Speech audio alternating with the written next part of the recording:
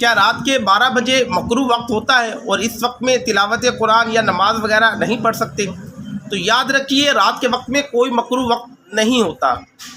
چاہے رات کے 12 بجے ہو، چاہے 12 بج کے کچھ منٹ بھی ہوئے ہوں، تو رات 12 بجے کوئی مکروہ وقت نہیں ہوتا۔ رات کے وقت میں آپ تلاوت قرآن بھی جاری رکھ سکتے ہیں، سائی رات نوافل آپ پڑھ سکتے ہیں، کوئی منع نہیں، آپ عبادت کی طرف آئے الحمدللہ رب العالمین۔ ہاں دن کے وقت میں ہوتا ہے، لیکن دن میں بھی 12 بجے مکروہ وقت نہیں ہوتا، جو عوام میں مشہور ہے نا دن کے 12 بجے ہے تو دن کے 12 بجے بھی مکروہ وقت شروع ہوتا ہے، تو یہ بھی غلط بات ہے۔ یاد رکھیے، نماز ظہر کے وقت شروع ہونے سے پہلے آدھا گھنٹہ یا بعض اوقات 32 منٹ 33 منٹ یا 35 منٹ یہ جو وقت ہوتا ہے یہ مکروہ وقت ہے، وہ بھی تبدیل ہوتا رہتا ہے، اور یہ بھی 12 بجے ہونا ضروری نہیں ہے۔ نماز ظہر کا وقت شروع ہونے سے